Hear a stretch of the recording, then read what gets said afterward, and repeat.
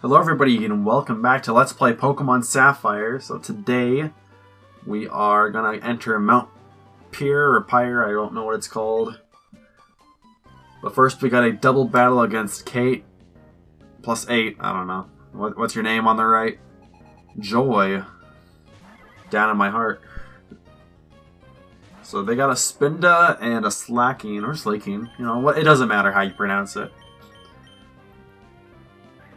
And yeah, so my top priority is to definitely get rid of that Slacking because it is a powerhouse. Luckily I do have 2 fighting types. I didn't plan this out, but you know, Dragoon's already at a high enough level, so I don't need to train it for a bit. And then the Spinda goes for a Teeter Dance, which is like its signature move. Is it the signature move? I know like other Pokemon learn it in the newer games, but maybe this game it is a signature move. Oh, and then an update to the phone ring last episode. Yeah, that was my grandma because in between the 2 recordings here, she called again, and it is her, so hopefully this episode will end before my grandma, or before my mom gets home in half an hour. So that she can take her to the grocery store. But you might ask yourself, Ryan, why aren't you going to take your grandma to the grocery store? Aren't you a good grandchild? But, like, yeah, I'm not. Yeah, I don't know. I mean, like, I don't take her to the grocery store super often. And, like, so my grandma has, like, a addiction, I guess, to scratch tickets. And my mom's usually better at, like, telling her no. Like, you're not buying scratch tickets, like I don't have like that attitude, I guess I'd say. I'm like, I don't think you should buy them. I mean, go ahead. I have no control over you. You are 86? I really don't remember how old she is. Maybe she's older, 87? I don't know, like, I'm trying to think, because like when I was like 10 or 11, she had like a something birthday, and we got her like, maybe that was like 76 or something, because like we got her $1 bills that added up to the number of years that she's alive. But yeah, right now on the game here, I'm doing like this little exploit that I mentioned a couple episodes ago at the weather station, but I'm actually showing how it works, where to heal your Pokemon, you can just put them inside a PC, and then they'll heal up, and you can take them out immediately afterwards, and they're good to go again. PP restored and everything. And now we're going to Mountain Pierre, which I feel like I discovered this place on accident. I mean, like, yeah, I had Surf, and you watch the Team Aqua grunts head south, and you read what they say, but honestly, I'm just like, oh, cool, there's just like a mountain here. And it's like, oh, cool, this is just part of the plot. Like a secret part of the plot. So there's a little branch of the path here. If you go left, it brings you to the objective. If you go up, you can battle trainers, catch Pokemon, fight Pokemon. And at the very tip-top floor of this area, there is a TM that I definitely want to get for my Swalot. Shadow Ball, which makes it so I have a super effective move against Ghost-type Pokemon. And as I mentioned last episode, one of the Elite Four members has Ghost-type Pokemon. And I don't want to heavily rely on my Vibrava to take down Ghost-type Pokemon, since it has very fragile defenses. And it only has like its speed stat, and I think it's a physical attack stat. I don't exactly remember, but yeah. We're getting an Ultra Ball, which will be 100% useless at this point. Even though I might use it. I don't remember. There's like one... Well, no, I catch a couple Pokemon towards the very end just for purposes that will make sense at that very point in time. But at this point, I really don't need to catch any more Pokemon. I could get 2 more for my team, like I won't be doing, because I just have separate Pokemon for the HMs, even though I could teach my standard Pokemon the HM moves and then find heart skills and stuff, which... The same episode I catch like a few more Pokemon, that's the same episode I do heart skills and stuff, because it's just getting ready for the Elite Four episode. But yeah, it's not going to be until let's see, well, if this episode's in week 4, that's not until like 2 more weeks. Or 6 more episodes. Oh. So I already lost track of what the Pokemon on the right was, but we got a Manectric, which is one of the coolest Pokemon ever. It definitely has a cool color scheme. I don't know if I've already talked about this, but I don't know, it's like electric yellow and electric blue. And it's just got like that jaggedy, badass design. It's what makes Sonic the Hedgehog cool, or whatever. But I kind of find it useless in game. But I also like Relum more than I like Manectric, and I know for a fact I've already mentioned this, but I compare electric types and grass types to be the same, in game that is. Because they both counter water types, which are plentiful in the water areas, and every Pokemon game has water in them, but I'm trying to think, like, X and Y, you really don't go through water at all, which is crazy. And then, I don't remember Black and White, but I heard you don't really go through the water in those games. But Sun and Moon you do, because I just played that recently. And it's just like for those Torpedo zones, I don't know. Gen 2 you definitely go through water, and Gen 1 you definitely go through water as well. So, oh, and then Gen 4 you go through water too, because, yeah. But Mount Pierre or Pyre, man, I don't want to talk about this area because it's just so kind of boring. I like the color scheme of it. There's a lot of tombstones. That's kind of depressing, but newer games they don't add like the Pokemon cemeteries, which is kind of weird. It's weird. Okay, so like newer games they don't have the safari zones. And I have a feeling that might be because of PETA or something. I don't know. It's like, okay, you're catching wild Pokemon compared to you're catching wild Pokemon in a fenced-up area. I don't know exactly how it goes, but like Silver and Gold, like they didn't have a Safari Zone unless like you count the one in Kanto. But they didn't. Can you even go on that one? I don't remember anymore. But in their remakes, then they added a Safari Zone there. But Diamond, Pearl, and Platinum, they had a Safari Zone too. So, yeah, otherwise, Gen 5 didn't have a Safari Zone. Well, no, Gen 6 had the Friend Safari, never mind. But it's not the same, it's just like, based on your friend code number or something, then you get 3 Pokemon to show up of a specific type. And then that's how you get hidden abilities and stuff. That was pretty good to use like on Reddit. There was a r/friend safari or something, and then like you would just post your friend code and what your 3 Pokemon are, and then you can just trade with other people. But the problem with it is that you can't figure out what Pokemon and type you have unless someone else goes into your friend safari. But they also just like had a page where it's like, oh hey, like I want to post my friend code, can you guys tell me what my 3 Pokemon are so then I can sell myself? But yeah, that was nifty. I don't remember any Pokemon I caught there other than a shiny Pidgey. But I already had a shiny Pidgey before, so why would they give me another one? Meh.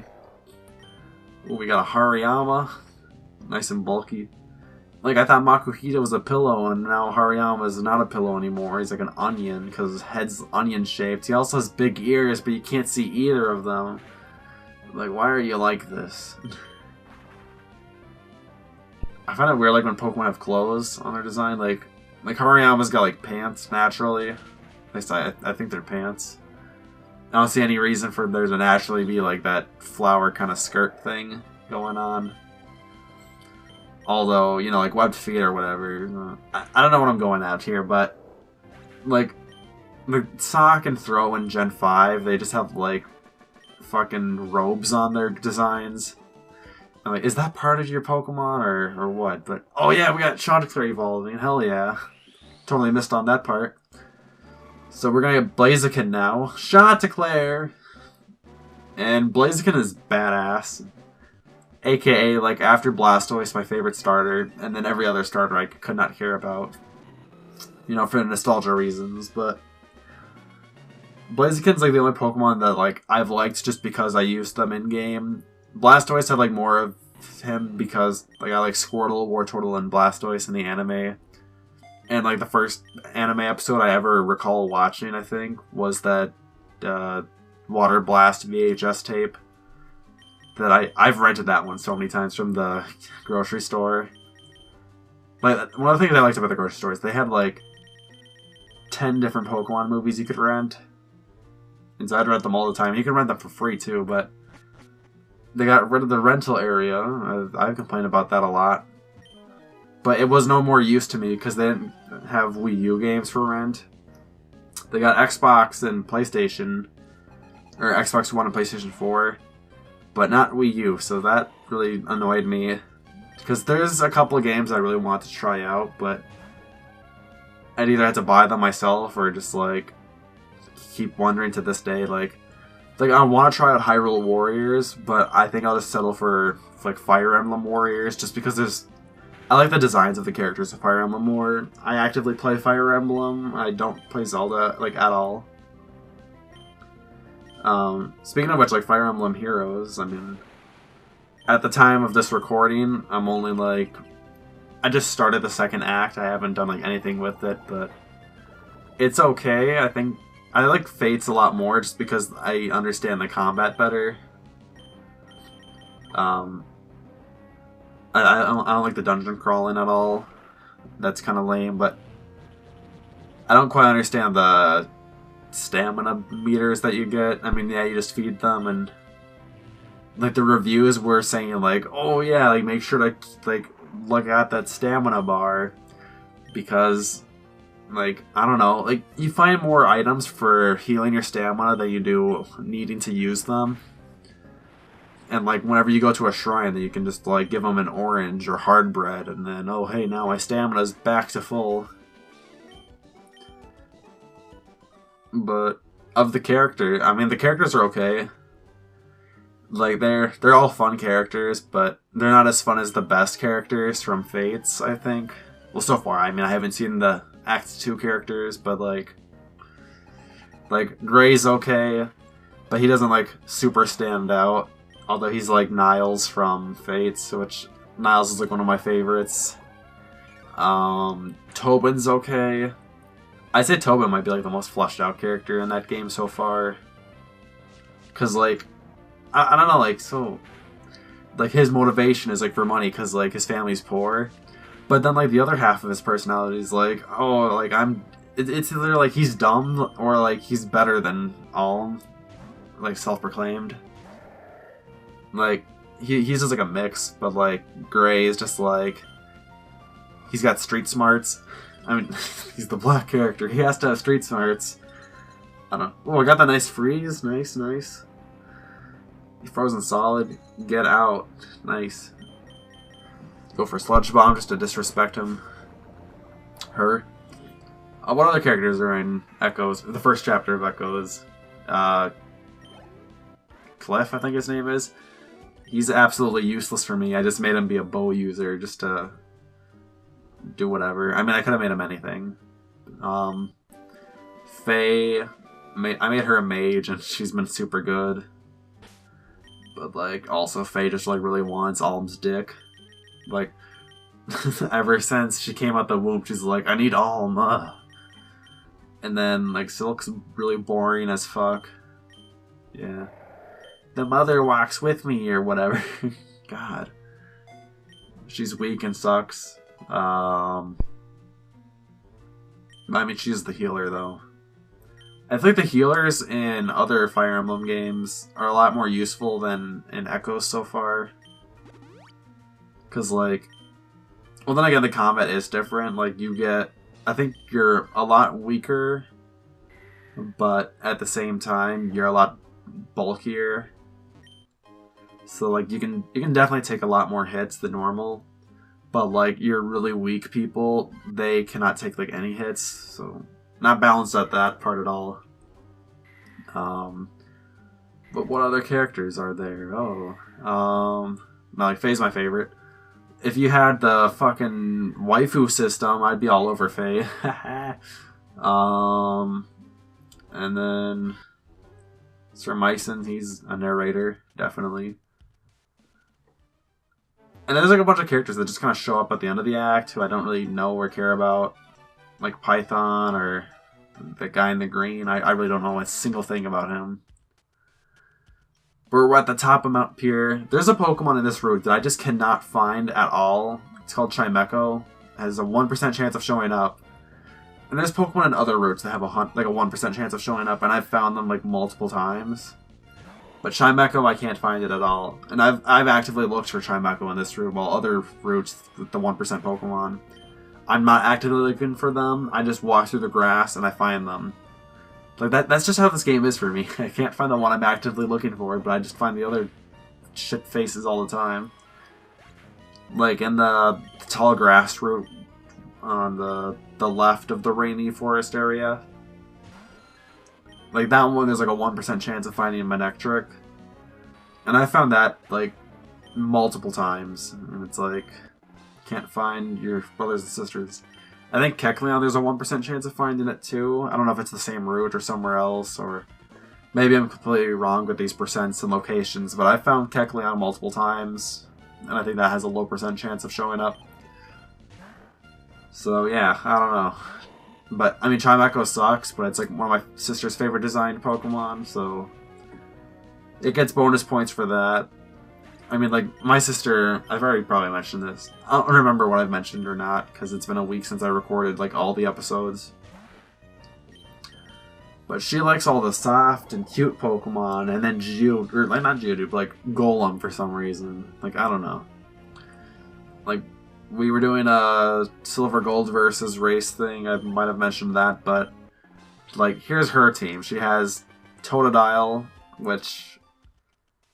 maybe she thinks Totodile is the best, or maybe it's because I already chose Cyndaquil, but, like, I've always had Cyndaquil, because, like, I don't know, I like him. So, but my sister picks Totodile.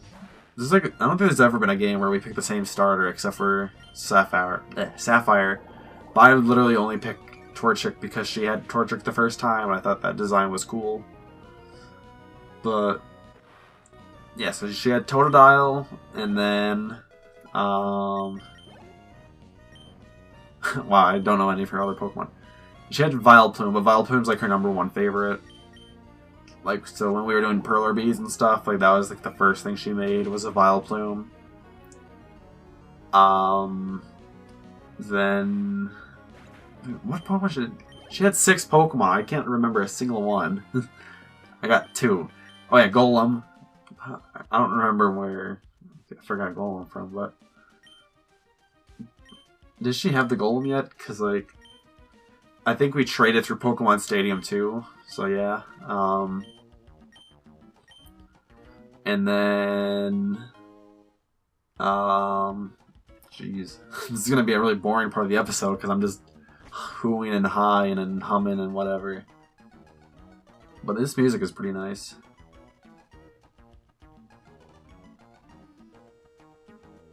The music restarts because of the wild Pokemon.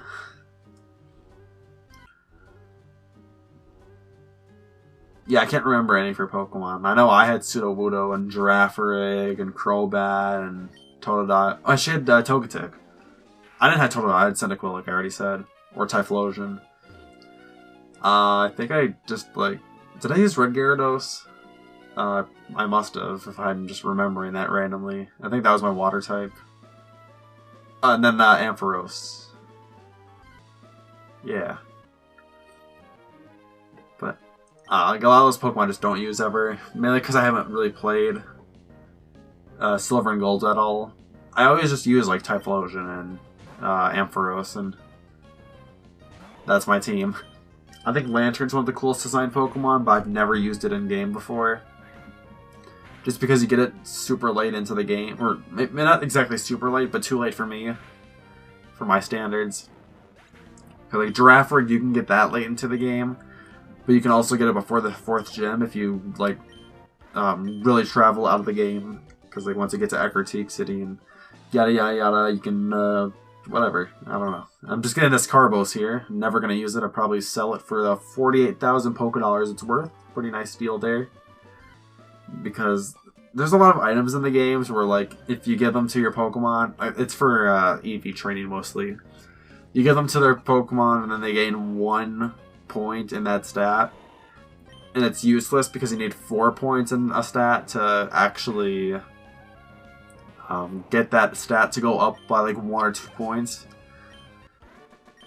I mean, like if you're at like level 100, that is. If you're at level like 20, it'll like make no difference. But yeah, we're at Lily Cove City. We got one more battle. We're gonna go against May one last time. I'm gonna heal my Pokemon up and get this town registered for when I use Fly. Because last episode I totally like kind of went over it, but Vibrava can use Fly, so yeah, I'll have to fly back to this city at one point. I actually had to fly to Slateport because after we ran into Archie at Mount Pierre, he's like, "Oh, I'm going to Slateport, mohaha." And so we were supposed to like either follow him there or like go to Lily Cove first, or go to Lily Cove and then go to Mount Pierre, or some order of those events, but this is the order I'm doing them in. So this is the last time we'll be fighting May, and after this fight she has a little dialogue of like, "Yeah, I'm fucking done. I quit. I'm just gonna have fun, and you can go beat the champion." I don't know. But what sucks most about this battle is that her starter will not be at its final evolved form. So that means you won't even get it in your Pokedex, but that's fine because you don't even get the third starter in your Pokedex at all. But, I don't really care about the Pokedex, except for Pokemon Diamond I did. And maybe someday I'll have a video where I'm like, yeah, this is my Pokemon Diamond Pokedex, check it out. But, yeah, I still don't really have a counter to Numel. Mainly because I don't have water, grass, or ice. Except for Swalot has ice.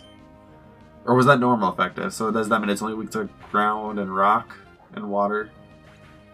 What, does ground resist rock? I think so. No, it doesn't. It doesn't. Well, let me think of a Pokemon.